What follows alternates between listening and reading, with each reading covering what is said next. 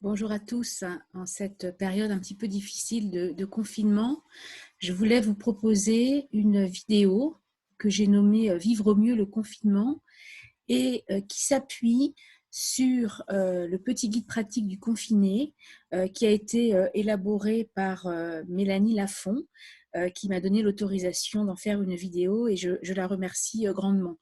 J'ai eu la chance d'avoir entre les mains ce petit guide par l'intermédiaire en fait de mes consoeurs psychologues qui ont monté un collectif solidaire de soutien psychologique qui s'appelle Soutien Psy Solidaire, auquel j'appartiens et qui permet d'aider gracieusement des personnes qui vivent de façon très difficile ce confinement.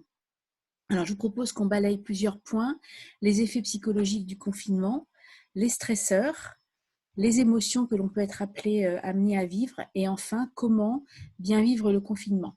Alors, j'ai conscience que dans le bien vivre le confinement, il y a des conseils qui seront peut-être pour certains difficiles à suivre, dans la mesure où, évidemment, qu'on ne vit pas tous le même confinement. Il y a ceux qui travaillent, ceux qui ne travaillent pas, ceux qui sont dans des petits espaces ou pas, des personnes qui sont confinées avec d'autres personnes avec lesquelles les relations peuvent être extrêmement délicates. Donc, j'irai m'excuser un peu par avance parce que je ne pourrai pas traiter, en tout cas dans cette courte vidéo, toutes les situations difficiles que peuvent vivre certaines personnes.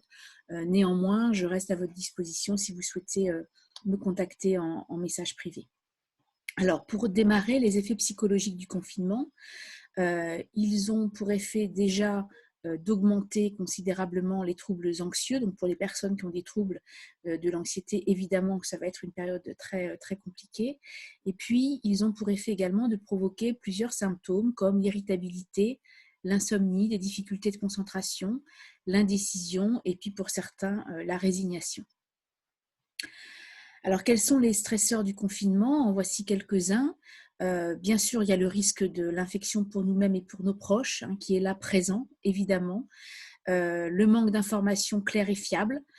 C'est vrai que le fait d'avoir des informations partielles, d'avoir parfois de fausses informations ou des informations contradictoires n'est pas là non plus pour nous rassurer. Le manque de liberté, bien sûr, même si on est dans un espace important, large, et je dirais presque même si on a un terrain éventuellement sur lequel on peut aller, on est forcément privé d'une manière ou d'une autre, en tout cas d'une liberté dont on pouvait jouir auparavant. Ce que l'on peut aussi ressentir et qui peut être source de stress, c'est le manque de stimulation, même si aujourd'hui, grâce aux réseaux sociaux, on peut continuer à maintenir un contact avec l'extérieur.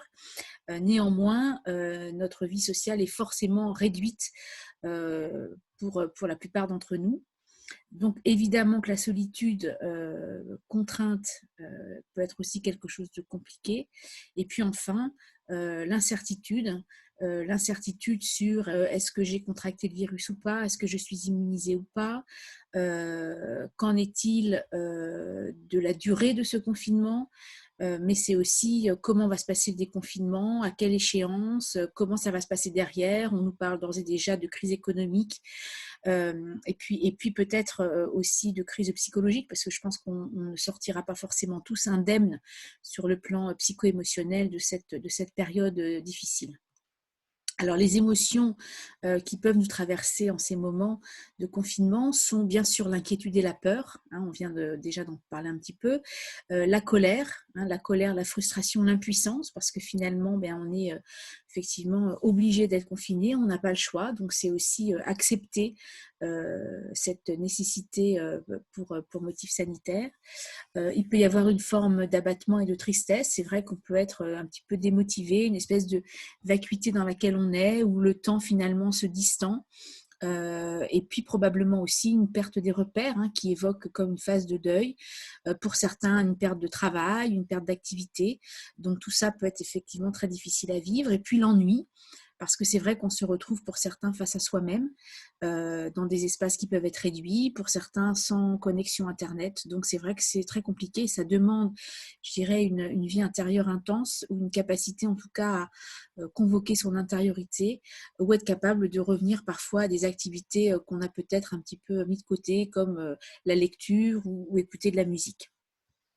Mais, et heureusement, les émotions que l'on ressent ne sont pas que négatives, hein. Il y a d'ailleurs certains témoignages qui justement partagent le fait que c'est aussi peut-être une opportunité de repenser sa vie, se repenser, repenser peut-être aussi ce qui va se passer derrière, après ce confinement, une manière aussi de redistribuer peut-être un petit peu les cartes au niveau personnel et puis plus largement peut-être au niveau sociétal. Donc, il peut y avoir aussi, associé à ce confinement, une forme de joie et peut-être de sérénité. Certains disaient dans les témoignages, bah, finalement, mon agenda d'un seul coup se retrouve très, très, très vide et j'ai finalement moins de pression de me dire que je dois honorer des rendez-vous, honorer des délais par rapport à des projets. Et là, d'un coup, voilà, j'ai comme un espace qui s'ouvre à moi. Pour certains, d'ailleurs, ça peut être un espace de créativité. Donc, ça peut être également de se rapprocher de ses tout proches, j'ai envie de dire, les personnes qui comptent pour nous, hein, la famille, les amis, des personnes peut-être qu'on a pu délaisser du fait de nos vies trépidantes. Donc, de recontacter aussi ces personnes-là et puis de reprendre peut-être des projets qu'on a laissés en l'état, hein, qui peuvent être des projets finalement plus personnels, plus intimes et qui comptent peut-être finalement plus pour nous que ceux dans lesquels on était aux prises dans notre vie jusqu'ici. Et puis peut-être aussi de se recentrer sur l'essentiel autour de nos besoins physiologiques et psychologiques. Je m'aperçois à titre personnel que voilà, le fait de devoir effectivement faire un petit peu attention à ce qu'on va acheter, manger, et le fait d'être limité d'ailleurs dans le choix de ce que l'on peut acheter, finalement nous fait revenir peut-être à des voilà, à des réflexions sur qu'est-ce qui guide notre existence et qu'est-ce qui en fonde finalement l'essentiel. Donc, je vous ai remis ici un petit tableau que j'ai rajouté au petit guide du confiné sur les 4 émotions dont on vient de parler. Donc, la colère, en haut à gauche, qui est donc déclenchée en général par un vécu de quelque chose qui fait obstacle à notre liberté, un sentiment d'injustice ou de dommage. Et la réponse, évidemment, juste pour pouvoir gérer cette colère, c'est d'accepter en fait les limites qui nous sont posées. Et là, en particulier dans le cas du confinement, parce qu'on ne peut pas agir dessus, c'est quelque chose qui nous est imposé. Et donc, je dirais la façon la plus sage de vivre mieux cette colère, c'est en fait d'accepter tout simplement et de ne pas lutter contre quelque chose contre lequel on ne peut rien. La tristesse, je l'ai évoqué par rapport au changement que ce confinement occasionne et va occasionner évidemment dans le futur. Et donc, chercher du soutien, du réconfort est important et une façon de gérer cette tristesse. Je continue sur la peur en bleu qui, elle, est déclenchée par un danger imminent, alors qui peut être réel ou supposé. Et j'aurais pu rajouter d'ailleurs peut-être quelque chose de l'ordre de l'inconnu. Ce qu'on vit ici, c'est aussi quelque chose de l'ordre de l'inconnu, quelque chose que l'on ne peut pas maîtriser. Et donc là, c'est important de se protéger. Et peut-être justement, cette peur a aussi, je dirais, un aspect positif qui est de nous aider à adopter les gestes barrières et à respecter finalement ce confinement. La joie, quant à elle, nous indique qu'on réussit quelque chose et que l'on fait quelque chose qui est bon pour soi. Et donc la réponse juste, si l'on est effectivement dans cette sérénité, cette paix, voire la joie, c'est de partager autour de soi, de renouveler éventuellement l'expérience positive. N'hésitez pas à partager les bons moments aussi avec vos proches, parce que c'est vrai qu'on a plutôt tendance à entendre des choses anxiogènes et négatives, et ça fait du bien au moral aussi d'entendre qu'il y a des choses qui vont bien ou qui vont mieux. Alors, pour bien vivre le confinement, 5 points clés que je vais rapidement développer. La première, c'est de limiter les médias, parce que comme je viens de le dire, ça peut être extrêmement anxiogène et puis très addictif. Donc pour le coup, voilà, on est addict et donc on a besoin de consommer du média et en même temps, ça nourrit cette angoisse. Bien sûr, de gérer ses émotions, et en particulier les émotions négatives, de garder le contact, de garder le contact social le plus possible, de réduire l'ennui et la frustration qui peuvent être occasionnées par ce confinement, et enfin, soigner son hygiène de vie. Alors, dans le petit guide du confiné, il est recommandé de limiter les médias et les réseaux sociaux, en particulier, évidemment, si c'est trop anxiogène pour vous, 1 à 2 fois par jour, 30 minutes, et éventuellement de lire 3 articles de journaux par jour et pas plus. Pour gérer ses émotions, et en particulier si vous ressentez des émotions négatives, on peut utiliser plusieurs outils. La respiration ventrale, je vous en proposerai un exemple juste après. On peut utiliser également ce qu'on appelle la cohérence cardiaque, qui permet de caler en fait sa respiration à une cadence apaisante. Donc là, il y a plein de ressources sur Internet. Si vous tapez cohérence cardiaque, de petites vidéos à télécharger gratuitement. Vous pouvez évidemment pratiquer la méditation ou la relaxation. Là encore, il y a un certain nombre de ressources sont en ligne et certaines qui étaient payantes jusqu'ici sont gratuites pendant le temps du confinement. Donc je vous invite vraiment, si vous avez accès à Internet, à aller explorer ces différents champs pour vous permettre justement d'intégrer des temps de pratique qui peuvent vous permettre justement de vivre mieux vos émotions. Alors un exemple proposé par le petit guide du confiné que je trouve très sympa, ce sont ces deux exercices de respiration. Donc le premier qu'on appelle la respiration 3-3-6, il s'agit donc d'inspirer 3 secondes, on bloque 3 secondes et on expire 6 secondes. Et on fait ça pendant 3 à 5 minutes. Je vous donne juste un petit exemple. Donc j'inspire.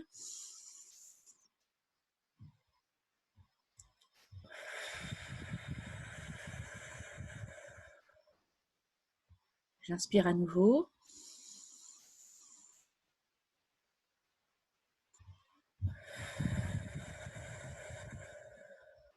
Alors, ce qui peut vous aider, si vous n'avez pas l'habitude de pratiquer la respiration ventrale, c'est de poser vos mains de cette façon-là sur votre ventre. Et ça vous permet au moment de l'inspiration de sentir en fait votre ventre qui va pousser vers l'extérieur en fait vos paumes de main. Et au moment de l'expiration, vous pouvez effectuer une légère pression sur votre ventre pour vous permettre justement d'aider à la contraction en fait de vos muscles abdominaux. Donc voilà ce que vous pouvez faire comme premier exercice. Le deuxième, ce qu'on appelle la respiration en carré. Donc on démarre en haut, poumon plein.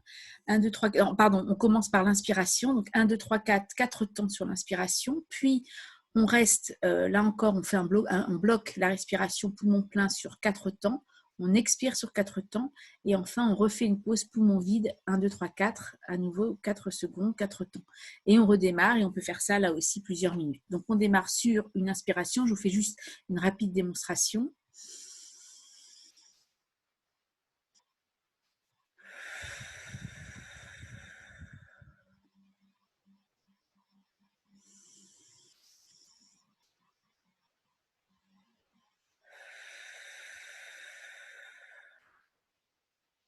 Voilà. Donc ça, vous pouvez le faire soit de façon rituelle, un petit peu chaque jour, mais ça peut être aussi à certains moments, voilà, où vous sentez que l'émotion commence à devenir importante. N'attendez pas évidemment qu'elle vous submerge, faites-le au moment où vous sentez, voilà, qu'une anxiété ou qu'une petite colère arrive, pour justement mobiliser la respiration ventrale et vous aider en fait à laisser finalement l'émotion passer et à ce qu'elle ne s'ancre pas et qu'elle ne prenne pas, voilà, je dirais tout l'espace et toute la place. Alors, bien vivre le confinement, on a vu, je contrôle mon exposition aux médias, je maîtrise mes émotions. Troisième conseil, c'est je garde le contact pour rompre l'isolement. Donc, rester en lien avec ses proches. Il est recommandé, voilà, un minimum de 30 minutes par jour. Alors, ça peut être par SMS, ça peut être par téléphone, par WhatsApp, par Zoom. Il y a plein d'applications aujourd'hui qui permettent de pouvoir rester en contact. C'est aussi prendre du temps pour soi, seul.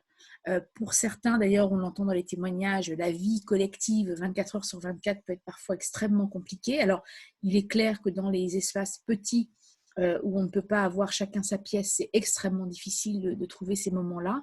Mais on peut peut-être tenter en tout cas d'exprimer son besoin, 30 à 45 minutes par jour, d'exprimer son besoin à un moment donné de s'isoler. Alors on peut s'isoler aussi en étant dans une même pièce, mais simplement en demandant aux personnes, voilà, de ne pas vous solliciter, en mettant éventuellement un casque ou des boules caisses, de façon à ce que vous puissiez recréer une forme de petit cocon d'intimité, même si vous partagez à plusieurs une seule et même pièce. Et puis on peut, d'ailleurs beaucoup de témoignages sont aujourd'hui relayés sur cette question-là, c'est la question de l'entraide. Il y a beaucoup d'initiatives qui sont faites, notamment par certains commerçants, mais aussi par des particuliers, pour justement promouvoir cette notion d'entraide. Et je pense que pour le moral, c'est quelque chose d'important, et je dirais presque que ça peut aussi donner finalement un peu de sens aussi à cette vie de confiné, que de pouvoir aider son prochain. Je pense que dans la bonne action que l'on peut faire pour l'autre et pour les autres, il y a quelque chose probablement de la joie qui peut aussi venir quelque part remplacer peut-être la peur, la colère ou la tristesse. Bien vivre le confinement, c'est aussi réduire l'ennui et la frustration. Moi, je recommande de ritualiser sa journée, voilà, d'avoir, en tout cas, si on ne travaille pas, parce que c'est ça qui est compliqué. Quand on travaille, je dirais qu'on peut rester sur un rythme finalement horaire de travail. Quand ce n'est pas le cas, je pense que c'est important, voilà, de se lever à une certaine heure, qui soit la même, quasiment la même chaque jour. Même chose pour le coucher, d'éviter de commencer à se dérégler totalement, de toujours maintenir des moments de repas, de fixer ces moments où on va être amené à travailler, et de se fixer des moments pendant lesquels on pourra justement travailler de façon sereine, et puis s'accorder également, si on est appelé à travailler à la maison, des moments de pause. Donc ça, c'est important, voilà, d'avoir comme ça des petits, comment dire, comme des repères en fait dans sa journée, pour éviter d'être dans cette espèce de no man's land quelque part du temps, où on ne sait plus trop finalement quel jour on est ce qu'on est le matin, l'après-midi. Et je pense que voilà, avoir des repères, quelques repères dans sa journée et dans sa semaine, sont importants pour vivre mieux ce confinement. On peut également se fixer des objectifs à la journée, à la semaine, sans se mettre une pression particulière, mais ça permet là aussi de se donner des buts, et de faire en sorte aussi d'avoir une forme de motivation, et de ne pas être dans une forme de laisser-aller total, mais en tout cas, voilà, de pouvoir là aussi un petit peu cadrer, structurer les choses. C'est important aussi de faire des activités qui font du bien. Alors ça peut être lire pour ceux qui aiment lire et qui n'ont pas le temps habituellement, ça peut être de reprendre des activités manuelles, ça peut être, là j'ai dans mon immeuble une jeune femme qui propose de prêter ses puzzles. Bon, voilà, si vous aimez faire du puzzle, pourquoi pas faire des puzzles. En tout cas, toute activité qui peuvent effectivement amener là encore de la joie et du bien-être. Et puis, comme je l'avais dit, ça peut être aussi l'occasion, voilà, de reprendre des choses qu'on n'a pas le temps de faire. Alors, certains ont parlé, par exemple, dans les premiers jours de confinement, c'est le moment de faire son grand ménage de printemps, c'est le moment de trier ses vêtements, ses livres et autres dossiers. Ben, pourquoi pas, hein, ça peut être aussi effectivement un moment que l'on va utiliser pour faire des choses qu'on a en général pas le temps de faire, et que l'on repousse toujours au quand j'aurai le temps, je le ferai. Puis en fait, on n'a jamais le temps. Donc, peut-être c'est venu le moment de faire toutes ces choses qu'on avait justement mis de côté. Et enfin, dernier point pour le confinement, c'est de soigner son hygiène de vie. C'est vrai qu'on peut avoir tendance peut-être à une forme de laisser aller. Moi, j'ai pu observer, quand il m'arrive d'aller faire quelques courses, qu'effectivement, hein, le rayon des pâtisseries ou des ingrédients pour faire des pâtisseries est en général plutôt vide. J'ai vu pas mal de gens acheter du chocolat et des bonbons. Donc, je pense que oui, voilà, l'anxiété et le syndrome dépressif peut nous amener, ou en tout cas la crainte de la dépression peut nous amener par compensation à manger peut-être plus alcoolisé, plus sucré, à boire plus alcoolisé, plus sucré, et manger plus sucré également. Donc c'est là où il faut effectivement faire un petit peu attention. Pas forcément facile évidemment, hein, pour tout un chacun, mais en tout cas c'est important de respecter ça. Donc repas, hein, je disais tout à l'heure, mais repas réguliers, équilibrés. Éviter évidemment la surconsommation d'alcool, de tabac et de drogue. Penser à dormir, c'est important de garder aussi une hygiène au niveau du sommeil. Faire du sport, alors ça peut paraître compliqué. Écoutez, moi, je fais 1 heure de gym tous les jours en utilisant des exercices basiques que quelqu'un m'a transmis, et puis en allant là aussi sur internet, il y a tout un tas de programmes maintenant en plus gratuits de renforcement musculaire, de yoga, de relaxation, de sport en tout genre. Même dans un petit espace, il est possible de faire de la gymnastique, hein, si vraiment on le veut. Alors là encore, ça dépend bien sûr, si on a beaucoup de monde autour de soi, ça peut être plus compliqué, mais je pense qu'il y a quand même des choses qui sont possibles. Maintenant, il faut évidemment la motivation et la discipline pour cela. Et puis dernier point, garder une bonne hygiène corporelle, même pour le moral, je pense que c'est important, voilà, de se laver, de s'habiller. Alors l'idée, c'est pas forcément de s'habiller sur son 31, mais en tout cas, voilà, de faire un petit peu attention à soi, je pense que c'est important. Donc, je voulais remercier à nouveau, bien évidemment, Mélanie Lafont, hein, qui est psychologue en neuropsychologie, psychothérapeute en thérapie cognitivo-comportementale, qui est donc l'auteur du petit guide pratique du confiné. Merci beaucoup pour cette belle initiative. Et puis, je remercie également donc, mes consoeurs du soutien psychologique solidaire qui ont partagé en fait ce document avec moi et qui, comme je vous le disais, sont là avec moi bien sûr à votre disposition si vous avez besoin d'être accompagné ou de parler en ces temps difficiles de confinement. Merci beaucoup. J'espère que cette vidéo vous sera utile et je vous souhaite à très bientôt. Au revoir.